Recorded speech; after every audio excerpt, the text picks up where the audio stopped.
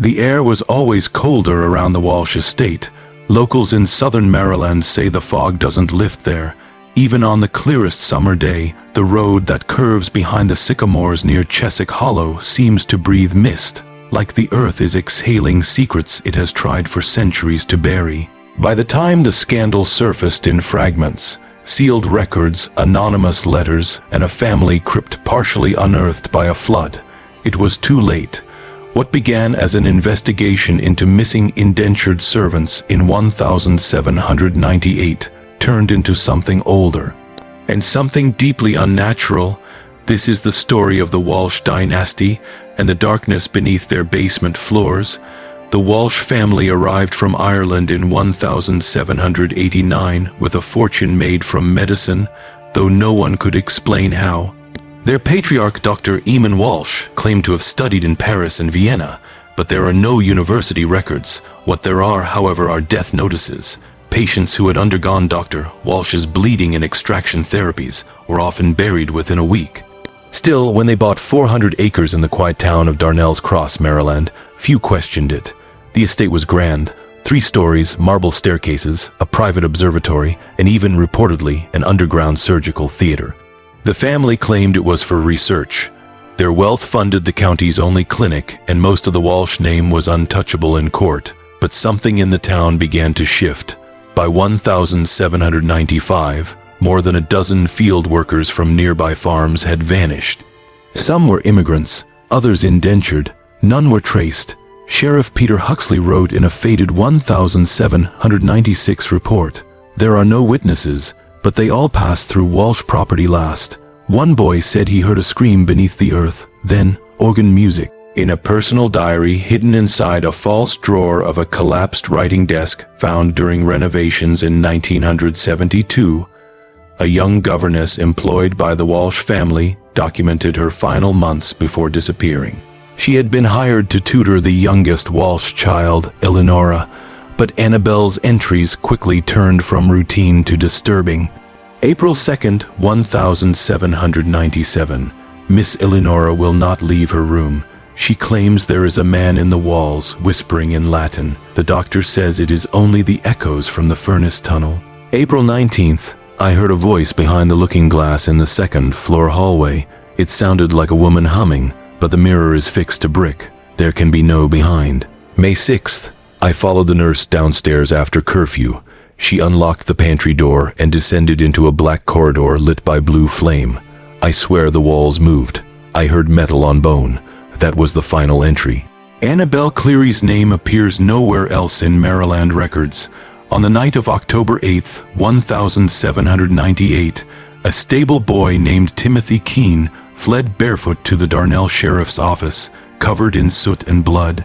He was 13, and he would die 2 weeks later of what the town doctor described as a fever of the brain. Before slipping into delirium, Timothy said, "There's a woman in a cage in the earth. She ain't got no eyes, but she sings. The doc feeds her the ones who scream loudest." When authorities entered the Walsh house 2 days later, they found it abandoned, tables set, beds unmade, but no people. In the dining room, plates were half-eaten. A silver fork was still clenched in a desiccated hand that lay beside a bowl of blackened roots. In the main parlor, a phonograph repeated the same 3 Latin phrases in a loop. The needle dug into the wax so deep it had etched the table beneath it. They followed the boy's directions to the root cellar and broke through a bricked wall. Beyond it, stairs descending into stone, the space beneath the estate should not have existed. It stretched for hundreds of feet, winding and descending, filled with surgical tables, rusted tools, iron cages, and walls covered in handprints, most small like children's. The lowest chamber, now referred to in archived federal documents as the choral room, was circular and acoustically unnatural.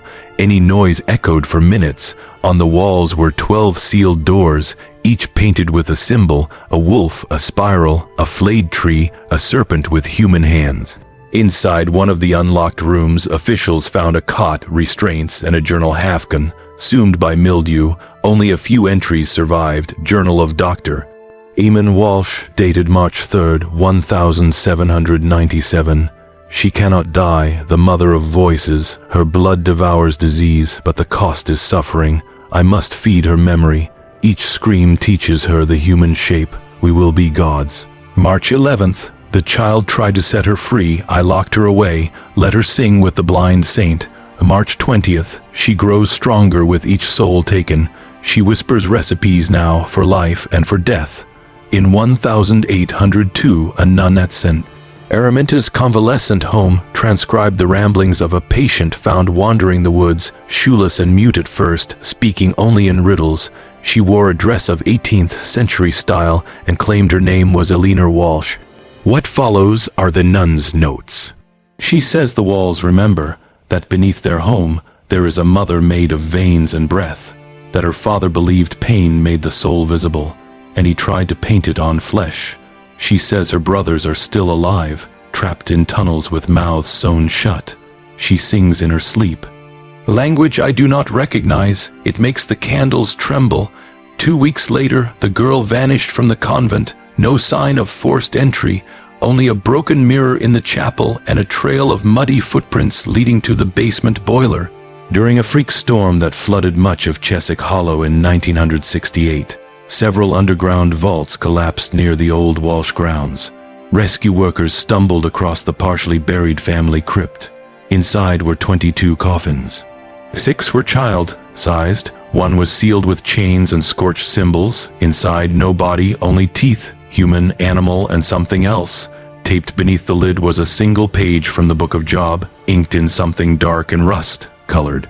It read, "Out of the earth will come a voice not made by man, and she will remember." Since then, no one has lived on the land. Developers claim the foundation can't hold. The ground keeps cracking. Locals say the soil still bleeds. And if you walk the border of the old Walsh estate at night, some say you'll hear a woman humming beneath your feet.